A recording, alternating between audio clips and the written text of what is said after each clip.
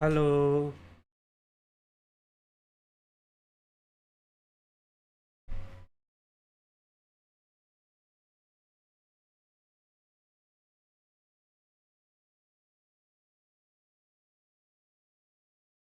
जिज्ञासु मित्रों, बहुत बहुत अभिनंदन है आप सभी का दिव्य सृजन में। प्रत्येक दिवस की भांति आज फिर हम यहाँ पर लाइव चर्चा का यह कार्यक्रम शुरू कर रहे हैं और आज इस लाइव चर्चा का जो विषय है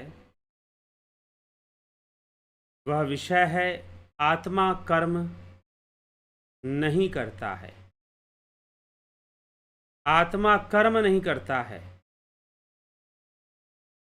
जी हाँ,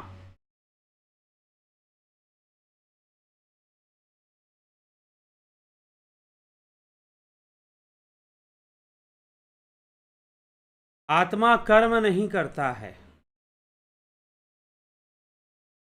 यह कोई नई बात नहीं है वैसे श्रीमद् भगवत गीता की चर्चा में, लेकिन 18वें अध्याय में भगवान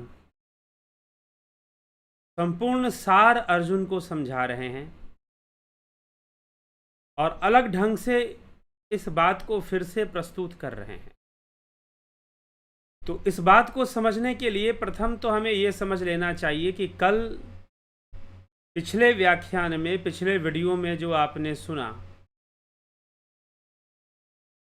कि त्याग, कर्मों का त्याग संभव नहीं है, बल्कि कर्म फल का त्याग करना चाहिए। कर्म फल का त्याग करने का तात्पर्य क्या है कि कर्म फल में, कर्म फल में कोई आसक्ति नहीं होनी चाहिए। कर्म के फल में कोई आसक्ति नहीं होनी चाहिए। तो कर्म फल में किसी प्रकार की आसक्ति ना हो तो फिर वह सच्चा त्याग, वो सात्विक त्याग कहलाता है। ऐसी चर्चा हम सुन चुके हैं। अब इसी विषय को आगे बढ़ाते हुए भगवान श्री कृष्ण अर्जुन को कुछ और महत्वपूर्ण बातें समझाते हैं, और वह क्या है? कर्म के संदर्भ में ही सारी चर्चा चल रही है कि कर्म होता कैसे है, वास्तविक कर्ता कौन है। तो कर्म का हेतु, 5 हेतु भगवान श्री कृष्ण कह रहे हैं कि कर्म के 5 हेतु होते हैं। तो ऐसी व्याख्या श्रीमद् भगवद गीता में प्राप्त होती है कि कर्म के 5 हेतु होते हैं। वो 5 हेतु किस प्रकार से कार्य करते हैं? तो भगवान कहते हैं कि पंचैतानि महाबाहो कारणानि निबोध में, सांख्ये कृतांते प्रोक्तानि सिद्धये सर्व कर्मणाम। हे महाबाहो, कर्मों का अंत करने वाले सांख्य सिद्धांत में संपूर्ण कर्मों की सिद्धि के लिए ये 5 कारण बताए गए हैं। इनको तू मुझसे समझ। हे महाबाहो, कर्मों का अंत करने वाले सांख्य सिद्धांत में संपूर्ण कर्मों की सिद्धि के लिए, सांख्य का यह सिद्धांत है, सांख्य शास्त्र का सिद्धांत है, संपूर्ण कर्मों की सिद्धि के लिए 5 कारण बताए गए हैं, तो उनको मुझसे समझ। 5 कारण कौन कौन से हैं? अधिष्ठानम तथा कर्ता करणम च पृथ्वीग्मिधम विविधाश्च पृथक चेष्टा दैवम चैवात्र पंचमम। अर्थात इसमें कर्मों की सिद्धि में अधिष्ठान, अधिष्ठान मतलब कर्मों का जो आश्रय है, जहां उनका अधिष्ठान होता है वो अधिष्ठातित होते हैं। अधिष्ठान तथा कर्ता, और अनेक प्रकार के करण हैं। मुख्यतः 13 प्रकार के बताए जाते हैं कर्ता, करण, अनेक प्रकार के करण हैं, एवं विविध प्रकार की अलग चेष्टाएं हैं। और वैसे ही 5वां कारण दैव है। दैव, दैव मतलब संस्कार। दैव का अर्थ यहां पर क्या है? संस्कारों से है, कर्मों से निर्मित जो संस्कार हैं। तो ये सारी पूरी कर्म व्यवस्था भगवान यहां पर समझा रहे हैं, जो समझने योग्य है कि कर्म हो कैसे रहा है। यद्यपि यह बात संक्षेप में पहले भी भगवान समझा चुके हैं कि कर्म कैसे होते हैं, प्रकृति के गुणों के वशीभूत कर्म होते हैं, ये पहले भी बताया जा चुका है। तो इसमें कर्मों की सिद्धि में अधिष्ठान तथा कर्ता, तो ये पंच कारण बताए गए, अधिष्ठान, कर्ता, करण, चेष्टा और दैव। तो अधिष्ठान क्या है? शरीर, और जहां पर जीवात्मा स्थित है ना, जिस शरीर के भीतर, और जिस देश में स्थित है, देश मतलब स्पेस, स्पेस एंड टाइम हम बोलते हैं ना, तो जिस देश और जिस काल में वो स्थित है वही उसका अधिष्ठान है। तो 5 कारण बता दिए, अधिष्ठान, कर्ता, करण, चेष्टा और दैव। तो कर्म के ये 5 हेतु हैं। तो प्रथम हेतु अधिष्ठान का अर्थ है शरीर, और यह शरीर जहां स्थित है, जिस देश में, जिस काल में। और फिर है कर्ता। कर्ता क्या है भाई? तो कर्ता कौन है? ये तो बहुत बार चर्चा हो चुकी। संपूर्ण क्रियाएं प्रकृति और प्रकृति के कार्यों के द्वारा ही होती हैं। क्रियाएं चाहे समष्टि हो, चाहे व्यष्टि हो, इंटीग्रेटेड फॉर्म में हो, चाहे डिफरेंशिएटेड फॉर्म में हो, परंतु उन क्रियाओं का कर्ता आत्मा नहीं है, स्वयं हम नहीं हैं। तो संपूर्ण क्रियाओं का जो कर्ता है वो वास्तव में प्रकृति को बताया गया है कि 3 गुण, प्रकृति के गुणों के वशीभूत ही तो सारे कर्म हो रहे हैं। तो उसका अधिष्ठान है यह शरीर, कर्म का अधिष्ठान शरीर है, और यह शरीर जहां स्थित है, जिस देश काल में है, वो उसका अधिष्ठान हो जाएगा। फिर कर्ता, यह प्रकृति के गुण, जो 3 गुण हैं वही तो कर्ता हैं। प्रकृति के जो 3 गुण हैं वही तो कर्ता हैं, वो सारे कर्मों को करवा रहे हैं, ना कि कोई ईश्वर या आत्मा कर्म करवा रहा है। फिर कुल 13 करण हैं जिनके माध्यम से कर्म हो रहा है। 13 करण हैं। कौन कौन से? पानी, पानी मतलब हाथ, पानी, पाद, वाक, उपस्थ और पायु, ये 5 कर्मेंद्रियां और 5 ज्ञानेंद्रियां। श्रोत्र, चक्षु, त्वचा, रसना और घ्राण, ये 5 ज्ञानेंद्रियां। ये 10 बहिकरण कहे जाते हैं। इन 10 को बहिकरण, अरे भाई पहले से इसकी चर्चा हो चुकी है। 5 ज्ञानेंद्रियां, 5 कर्म इंद्रियां, इनको बहिकरण कहा जाता है। और अंतःकरण मन, बुद्धि, चित्त, अहंकार वैसे होता है, लेकिन मन, बुद्धि, अहंकार, यह 3, इन तीनों को समष्टि रूप में चित्त भी कहते हैं। ये पहले भी चर्चा, योग सूत्र में भी इस बात पे चर्चा हुई है कि मन, बुद्धि, अहंकार, इन तीनों को समष्टि रूप में क्या कहते हैं? चित्त भी कहते हैं। तो 10 कर्म इंद्रियां और 10 ज्ञान इंद्रियां और 3 अंतःकरण, मन, बुद्धि, अहंकार। तो 10 ज्ञान इंद्रियां और 10 कर्म इंद्रियां क्या है? बहिकरण है। 10 ज्ञान इंद्रियां और 10 कर्म इंद्रियां क्या है भाई? बहिकरण है। और 3 अंतःकरण, मन, बुद्धि, अहंकार, यह 3 अंतःकरण है। तो अंतःकरण में इनके माध्यम से कर्म होता है, ये कर्मों के हेतु हैं, इसलिए कर्मों का कारण इनको बताया गया है। तो पहला अधिष्ठान है, दूसरा कर्ता है, कर्ता में स्वयं प्रकृति है, और तीसरा करण है। करण में क्या है? कुल 13 करण हैं, जिनमें कि 10 बहिकरण हैं और 3 अंतःकरण हैं। अंतःकरण में मन, बुद्धि, अहंकार हो गया। बहिकरण में 5 कर्मेंद्रियां और 5 ज्ञानेंद्रियां हो गई। तो इनको बहिकरण और अंतःकरण कहा गया है। अब इसके अलावा चेष्टा, विविधाश्च पृथक चेष्टा। अब 13 करणों की अलग अलग चेष्टाएं होती हैं। जो 13 करण है ना, इनकी अलग अलग चेष्टा होती है। हाथ की अलग चेष्टा है, पैर की अलग चेष्टा है, आंखों की अलग चेष्टा है,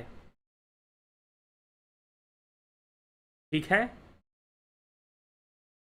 तो आंखों की चेष्टा है देखना, कानों की चेष्टा है सुनना, जिह्वा की चेष्टा है चखना, टेस्ट लेना, स्वाद लेना। तो ये क्या है? जिह्वा की चेष्टा है। त्वचा की अपनी चेष्टा है। तो ये फिर कर्मेंद्रियां हैं, हाथ की अपनी चेष्टा, पैर की अपनी चेष्टा। अब हाथ की चेष्टा चलने की नहीं है, पैर की है। तो इन कर्णों की अपनी अपनी चेष्टाएं होती हैं। जो 13 कर्ण बताए गए, इनकी अपनी अपनी चेष्टाएं होती हैं। तो ये कर्म करते हैं। तो नंबर 1 हो गया अधिष्ठान, नंबर 2 हो गया कर्ता, नंबर 3 हो गया करण। तो 13 प्रकार के करण हैं और उन कर्णों पे आधारित चेष्टाएं हैं। और इन सब को मिलकर जो कर्म होता है, उससे जो निर्माण होता है, उसे कहते हैं दैव। दैव मतलब संस्कार निर्मित होता है। कर्म इनके कारण से होते हैं। कर्म क्यों होते हैं? प्रश्न करते हैं लोग, कर्म क्यों होते हैं? तरह तरह के आदमी कर्म करता है, पैसे कमाता है, शादी ब्याह करता है, बच्चे पैदा करता है और बहुत सारी चीजें करता है संसार में। लेकिन ये कर्म होते क्यों हैं? तो इस श्लोक में एकमात्र 2-3 श्लोकों में भगवान श्री कृष्ण ने श्रीमद् भगवद गीता के 18वें अध्याय में स्पष्ट किया है कि कर्मों का साधन क्या है, कर्मों का कारण क्या है। तो पहला है अधिष्ठान, दूसरा है कर्ता, तीसरा है करण, चौथा है उन कर्णों के आधार पर चेष्टा। और इन चेष्टाओं से सब जब कर्म हो जाते हैं तो क्या निर्मित होता है? संस्कार निर्मित होता है।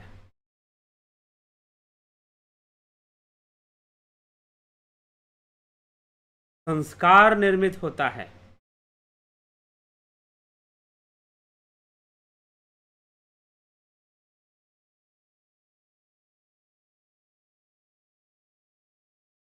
तो इन कर्णों से कर्म होने के बाद चेष्टा के अनुकूल कर्म होता है और उसके बाद संस्कार का निर्माण हो जाता है। तो वही दैव है। जो संस्कार का निर्माण हुआ, उसी के लिए यहां पर दैव शब्द का प्रयोग हुआ है। यह हमें समझना है।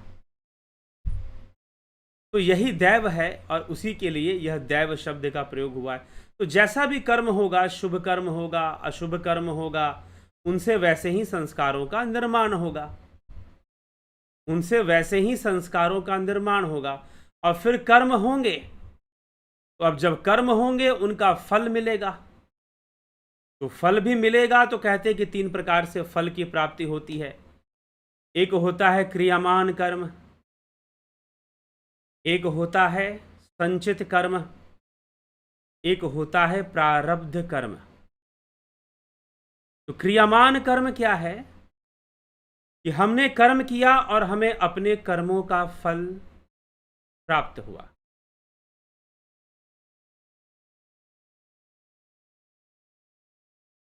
हमने कर्म किया और हमें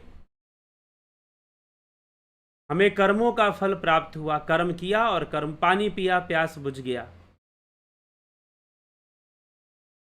पानी पिया, प्यास बुझ गया।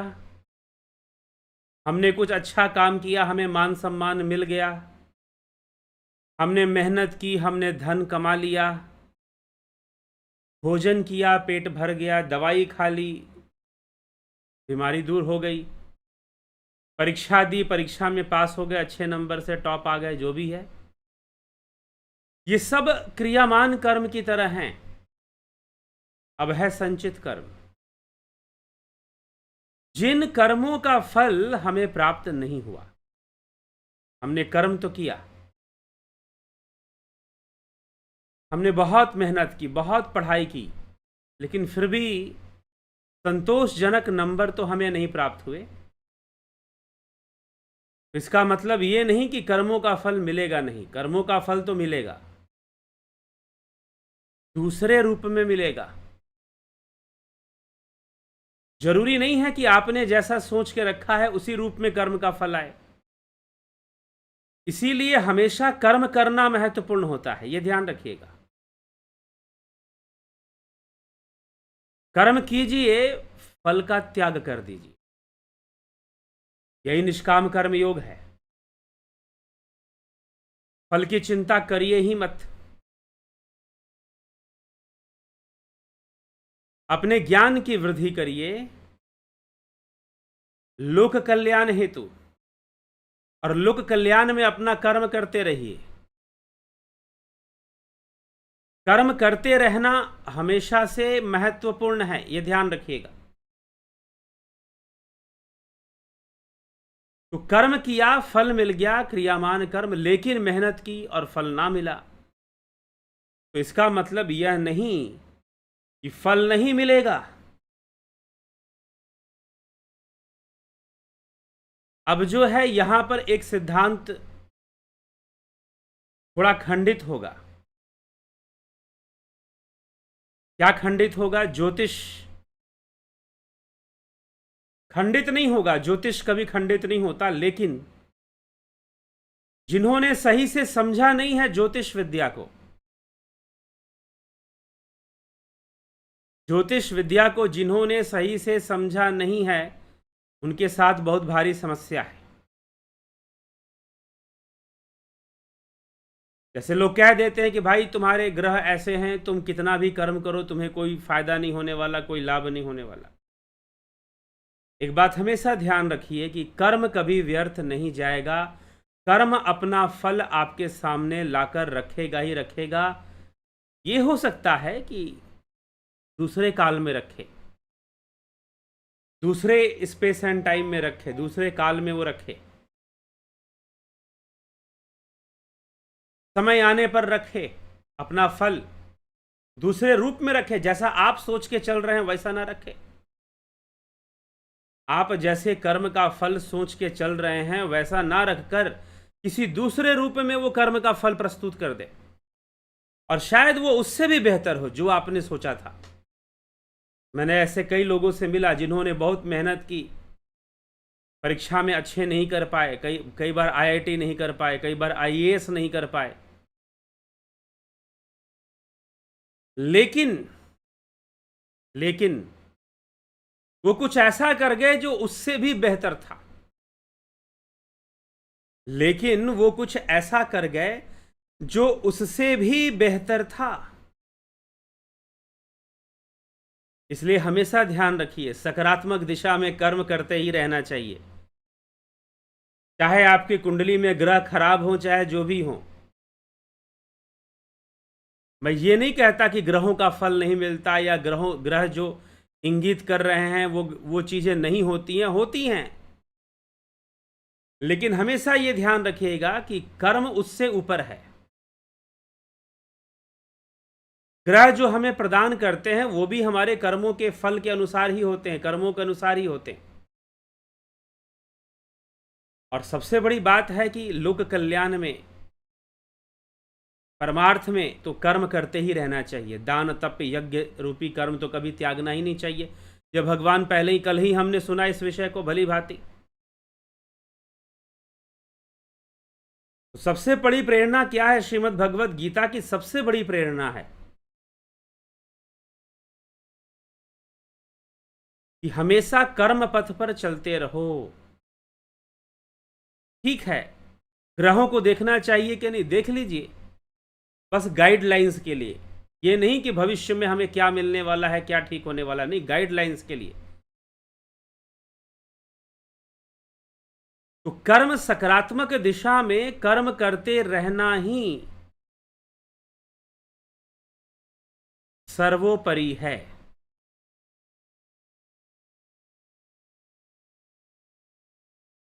फल आएगा, किसी ना बदले हुए रूप में आएगा, जैसा आप चाहते हैं वैसा ना आकर बदले हुए रूप में आएगा, लेकिन आएगा जरूर। और सत्य तो यह है कि कर्म करें बिना फल की चिंता किए करें, बिना फल के त्याग करके कर्म करें, जो जरूरी कर्तव्य है वो कर्म करें। तो जिन कर्मों का फल ना मिला, जिन कर्मों का फल ना मिला वो संचित हो गए। तो इसका अर्थ ये नहीं है कि उनका फल नहीं मिलेगा। फल तो मिलेगा।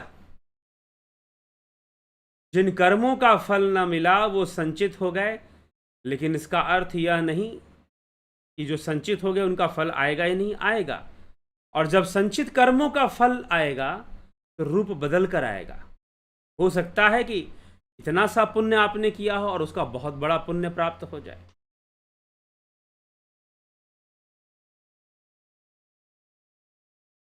और आपने छोटा पाप किया हो लेकिन बाद में उसका दंड बहुत बड़े रूप में प्राप्त हो जाए।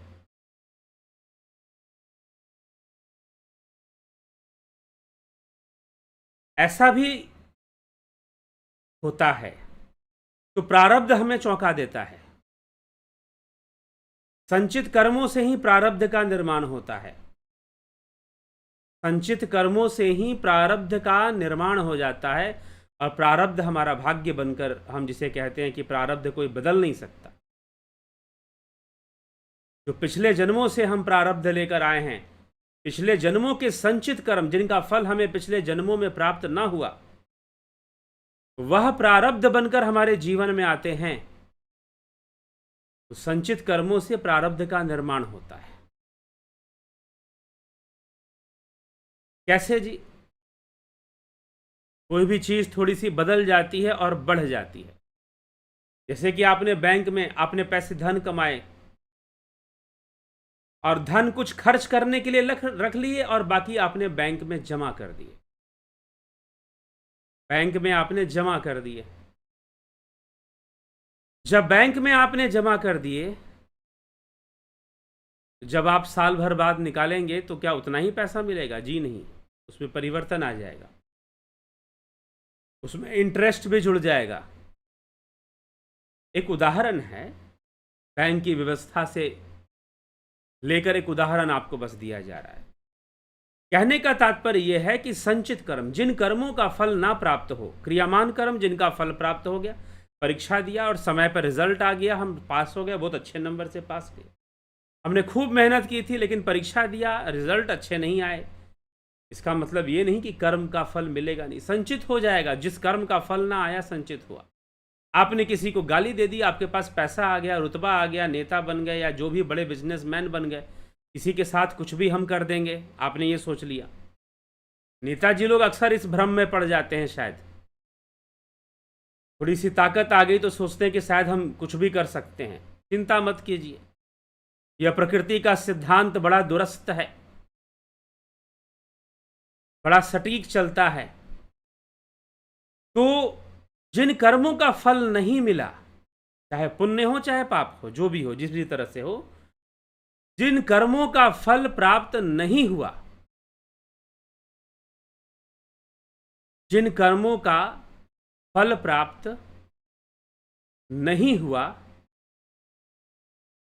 वो संचित हो जाएंगे और फिर प्रारब्ध बनकर जीवन में आएंगे। इस जन्म में नहीं तो अगले जन्म में जरूर आ जाएंगे, मिलेंगे ही मिलेंगे। तो उन्हें प्रारब्ध कर्म कहा जाएगा, उन्हें फिर प्रारब्ध कर्म कहा जाएगा। प्रारब्ध कर्म जो है, अगर देना होता है तो छप्पड़ फाड़ के देता है। कुछ लोग कहते हैं कि देने वाला जब देता है तो छप्पड़ फाड़ के देता। कौन देने वाला है? इस प्रकृति के अलावा कौन देगा? आपके जीवन में आने वाला संपूर्ण सुख दुख की जो व्यवस्था है, प्रकृति के हाथ में है। अरे श्रीमद् भगवद गीता पढ़ने का अर्थ ही क्या है? अगर श्रीमद् भगवद गीता पढ़कर भी कोई ये बोले कि ऊपर वाला सब जानता है, अरे बच्चे पैदा हो गए 10 तो बोलेंगे अरे सब ऊपर वाले ने दे दिया, ऊपर वाले की मर्जी है। अगर गीता पढ़कर भी कोई इसी तरह की बकवास करता है तो धिक्कार है उसका हिंदू होने पर, उसका सनातनी होने पर। श्रीमद् भगवद गीता को पढ़ने के बाद ये बातें बकवास हैं कि ऊपर वाले ने बच्चे दे दिया, ऊपर वाले ने ये कर दिया, पूरी तरह से बुलशिट है, बकवास समझिए आप। अंग्रेजी में कुछ अलग शब्द का प्रयोग होता है। तो ये हमें समझना है। तो ये जो बात भगवान कृष्ण समझा रहे हैं कि भाई ये प्रारब्ध आएगा, छप्पड़ फाड़ के देगा, लेकिन देने वाला कौन है? कर्म का सिद्धांत है। कर्मा से या चीजें आ रही हैं, कर्मों से चीजें मिल रही हैं आपको। कर्मों से आपको ये चीजें प्राप्त हो रही हैं, ना कि कोई ऊपर वाला आपको देने वाला है। और जब प्रारब्ध देता है तो ऐसे ही देता है। प्रारब्ध जब देता है, प्रारब्ध जब हमें प्राप्त होता है, प्रारब्ध से जब हमें कर्मों का फल प्राप्त होता है, तो वो इसी प्रकार से प्राप्त होता है। फिर हमारे पास प्रश्नों का उत्तर नहीं होता कि ऐसा क्यों हो रहा है, और कई बार बहुत अच्छा भी होता है, तो हम तो प्रश्न करते ही नहीं है तब। लेकिन जब बुरा होना शुरू होता है तो हम प्रश्न करते हैं, भाई हमने कौन सा बुरा काम किया था कि हमारे साथ ऐसा हो रहा है। पहली बात तो ये ध्यान रख लो कि बुरा काम हर व्यक्ति करता है। इसलिए गोस्वामी तुलसीदास जी बड़े सुंदर ढंग से इस बात को उन्होंने समझाया है रामचरितमानस में, कि संपूर्ण सृष्टि जो है गुण और दोष से मिलकर चलती है। सबके भीतर गुण है और सबके भीतर दोष है। ये मत बोलो कि आपसे पाप नहीं हो सकता है। कहीं ना कहीं किसी ना किसी परिस्थिति में, हाँ ये जरूर कह सकते हैं कि आपने अपने जीवन में ज्यादातर पुण्य किया होगा, लेकिन कोई पाप किया ही नहीं होगा, ऐसा भी नहीं हो सकता। कहीं ना कहीं कोई ना कोई पाप हुआ होगा। विधि प्रपंच गुण अवगुण साना, गुण अवगुण से सब सना हुआ है ये संसार। कोई बहुत बड़ा संत भी होगा तो थोड़ा सा दुर्गुण तो उसके अंदर होगा, और कोई बहुत बड़ा राक्षस भी होगा तो थोड़ा सा गुण तो उसके अंदर होगा। थोड़ा सा, रावण भी था, थोड़ा सा गुण था, नहीं तो अपने दुर्गुणों से उसने बहुत सारे कर्म कर दिए, बहुत सारे बुरे काम कर दिए। तो विवेक से विचारने वाली ये बातें हैं, विवेक से हम इनको समझें कि वास्तव में सनातन धर्म में, भगवत गीता में भगवान कृष्ण कर्म का सिद्धांत समझा रहे हैं और बता रहे हैं कि भाई कर्ता कौन है। वास्तविक कर्ता स्वयं प्रकृति को भगवान ने कहा है, ना कि आत्मा को, और ना ही परमात्मा को, किसी को भी नहीं माना है, बल्कि प्रकृति के गुणों के द्वारा कर्म होते हैं। तो प्रारब्ध जब मिलेगा तो ऐसे ही मिलेगा जैसे छप्पड़ फाड़ के मिलता है, या दुख मिलता है तो वो भी छप्पड़ फाड़ के मिलता है, क्योंकि वो बढ़ा होता है, वो अपना स्वरूप बदल के थोड़ा सा। और हमारे पर प्रश्न का उत्तर नहीं होता कि भाई कहां से हमको मिल रहा है, कहां से हमको मिल रहा है। तो अनासक्त भाव से, निष्काम भाव से ग्रहण करने के अलावा कोई दूसरा उपाय नहीं बचता। प्रारब्ध के लिए हम क्या कर सकते। तो इस प्रकार से कर्मों का फल प्राप्त होगा। किस प्रकार से? क्रियामान, संचित और प्रारब्ध के रूप में कर्मों का फल हमें प्राप्त होता है। आगे भगवान कृष्ण क्या कहते हैं? इन 5 प्रकार के कर्म के कारण उन्होंने बताए अधिष्ठान, कर्ता, करण, चेष्टा और दैव।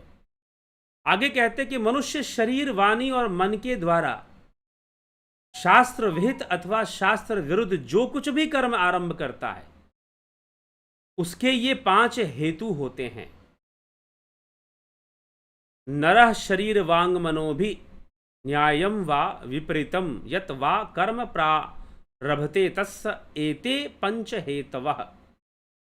मनुष्य शरीर, वाणी और मन के द्वारा जो भी कर्म करता है, शास्त्र विरुद्ध हो या शास्त्र विहित हो, शास्त्र से अलग हो, जो भी कर्म वो करेगा, उन सब के ये 5 हेतु कहे गए हैं। कौन कौन से हेतु? अधिष्ठान, कर्ता, करण, चेष्टा और दैव, जिसको मैं पहले बता चुका हूं, समझा चुका हूं। तत्रैवं सति कर्तारमात्मानं केवलम तु यः पश्यति कृत बुद्धित्वान् स पश्यति दुर्मति। परंतु ऐसे 5 हेतुओं के होने पर भी जो उस कर्मों के विषय में, बड़े ध्यान से समझिए, दुर्मति, पश्यति दुर्मति, अर्थात ऐसे 5 हेतुओं के होने पर भी, मतलब आपने जान लिया कि कर्म कैसे होते हैं।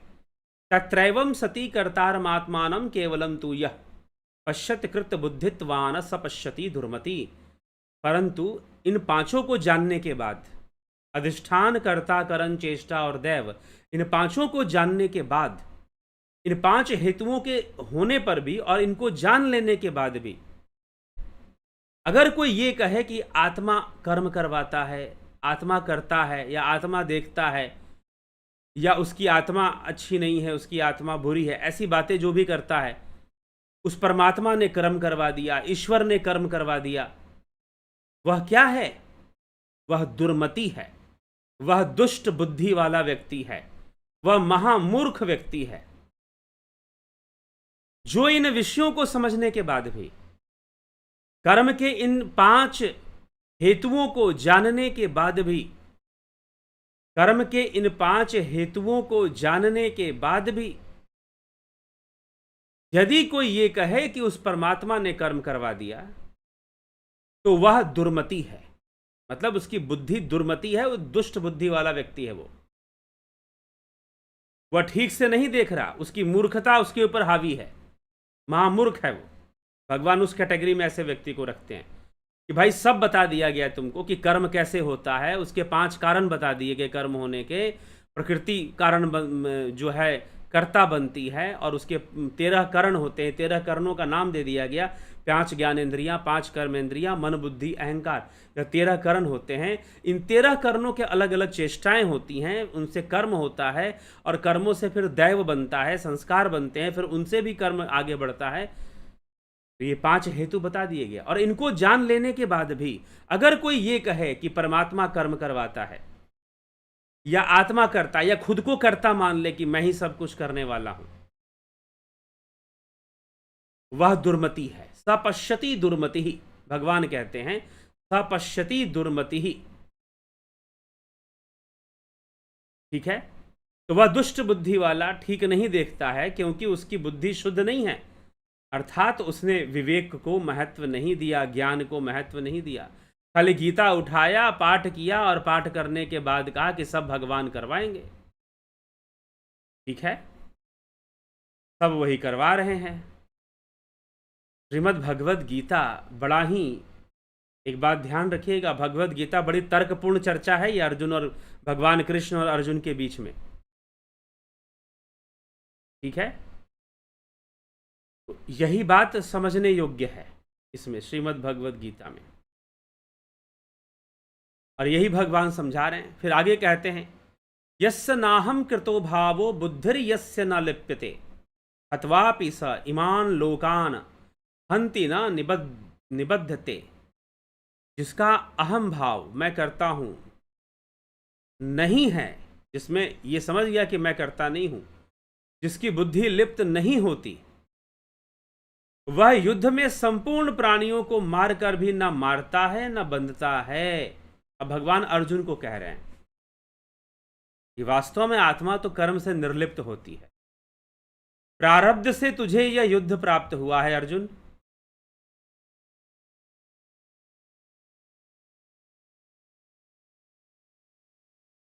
प्रारब्ध से यह युद्ध तुझे प्राप्त हुआ है, तुझे युद्ध तो करना पड़ेगा, कोई विकल्प नहीं है। लेकिन तू समझ जाए कि बस यह कर्मों का खेल है, यह सब प्रकृति का खेल चल रहा है, गेम ऑफ नेचर है, यह सब प्रकृति का खेल चल रहा है। तो फिर जब हमारे सामने ऐसा कर्तव्य आ गया है और हम उस कर्तव्य के योग्य भी हैं और हमें करना भी है, तो हमें कर लेना चाहिए। अर्जुन को धर्म युद्ध लड़ना है ना, भगवान अंत में यही समझाते हैं कि मैंने मारा, मैंने पाप किया, इसकी चिंता न करके, कर्म फल की चिंता न करके, समाज के लिए, लोक कल्याण के लिए जो युद्ध जरूरी है वो करना ही पड़ेगा, वो करना ही पड़ेगा। तो भगवान कहते हैं कि जो लिप्त नहीं होता इनमें, और जो जान गया कि मैं करता नहीं हूं, वो आत्मा करता नहीं है, ना वो परमात्मा ही कुछ करवा रहा है, संपूर्ण प्राणियों को मारकर भी ना मारता ना बंधता है, अर्थात उसे कर्म बंधन नहीं लगता। अगर कोई ऐसी भावना से कर्म करे तो उसे कर्मों का बंधन नहीं लगने वाला।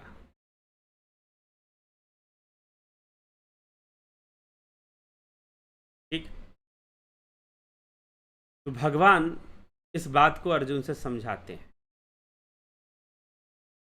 फिर आगे वो 3 प्रकार के कर्म, 3 प्रकार की बुद्धि, 3 प्रकार के कर्ता, इन सभी विषयों का आगे भगवान चर्चा में देते हैं। लेकिन ये कर्म सिद्धांत को उन्होंने इन्हीं सूत्रों में हमें समझाया है, जिनकी हमने आज, सूत्र नहीं, श्लोक, गीता में श्लोक हैं, सूत्र नहीं हैं। लेकिन उन श्लोकों में सूत्र ही तो छुपे हुए हैं। मैंने कहा कि भगवान कृष्ण ने गीता में ये सूत्रों में समझाया।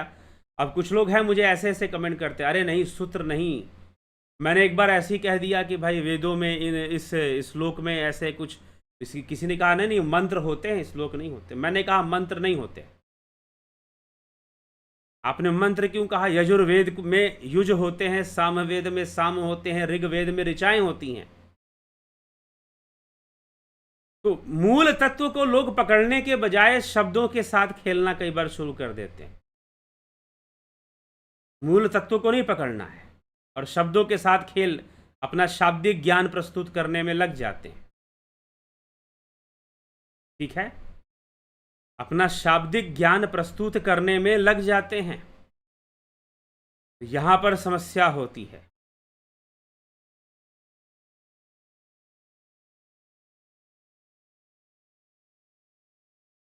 तो ये बात हमें समझने की आवश्यकता है। तो इसीलिए मैंने कहा कि सूत्र, गीता में भगवान श्री कृष्ण सूत्र दे रहे हैं।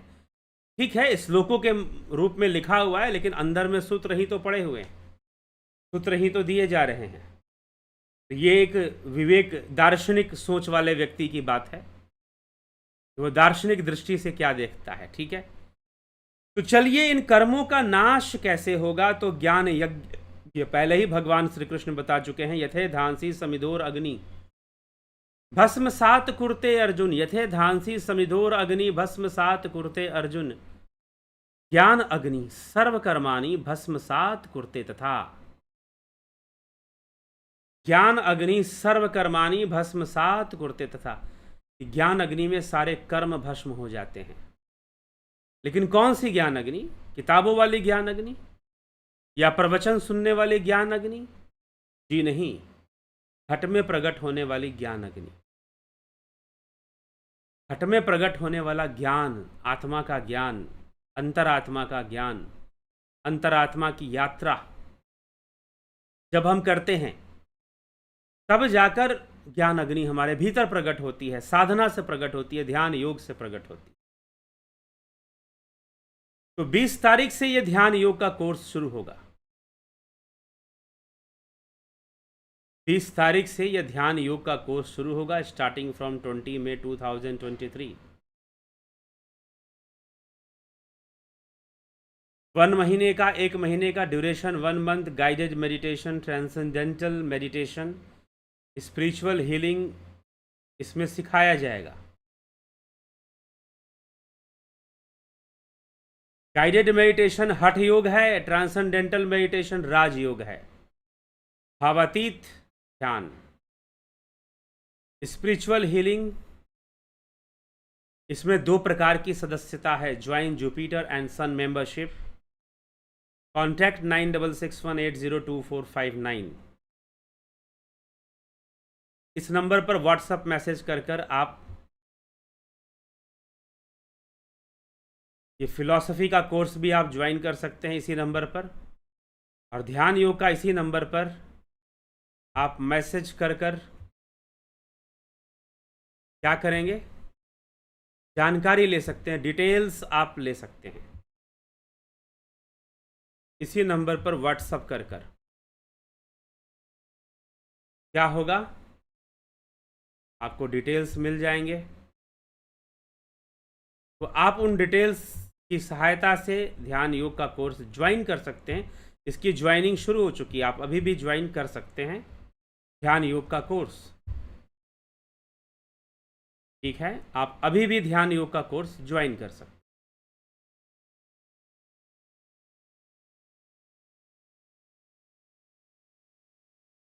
तो चलिए इसी के साथ हम अभी आगे बढ़ेंगे। आपके कमेंट्स, आपके टिप्पणियों को भी थोड़ा देखेंगे, क्या कौन क्या कह रहा है। संतोष कुमार जी बहुत अभिनंदन है, कन्हाई कुमार, एके त्यागी, नरेंद्र माकोड़े, अवधेश कुमार जी, सृजनी महंता, राजू पाल जी, जगत नारायण जी, गोविंद प्रसाद कोरी, विक्रम सिंह जी, नभोज्योतिनाथ, अमन कक्कर, रतन सिंह, गोविंद प्रसाद नीमा, सतीश कुमार, घनश्याम सरोदे, रूपलाल विश्वकर्मा जी, अबनी प्रधान जी, विनोद के सूद, गंभीर शाह, कन्हाई कुमार, पलकधारी राज जी, व्यास सिंह जी, व्यास सिंह, सविता नायक, विष्णुचंद्र मौर्य, माधुरी कोल्हे, श्वेता राय सिन्हा, ओनली अर्न मनी, कलिंद्र सेठ, रामविलास जी, बलवंत सिंह गोहिल, कमलेश खैरनर, उषा श्रीवास्तव, योगेंद्र पंडित, स्मिता सावंत, अफंता प्रोडक्शन, नरसाराम, उदय शंकर, बिस्लाल बहादुर सिंह जी, श्रीनिवास कुमार जी, बहुत अभिनंदन है श्रीनिवास जी, योगेश खैरनर। रामचरितमानस में पूज्य तुलसीदास जी ने लिखा है कि नहीं कोई सुख दुख कर दाता, निज कृत कर्म भोग सब। जी हाँ, वो तो है ही, काहू न कोई सुख दुख कर दाता, निज कृत कर्म भोग सब भ्राता। हीरालाल यादव जी, किशोर वैद्य जी, बहुत अभिनंदन है। प्रेम सागर जी, अर्जन भाई चौहान जी, आप सभी का बहुत बहुत अभिनंदन है इस कार्यक्रम में। चलिए अभी इस कार्यक्रम को हम विराम देंगे, कल फिर मिलेंगे 9 PM लाइव चर्चा में। बहुत बहुत आभार आप सभी।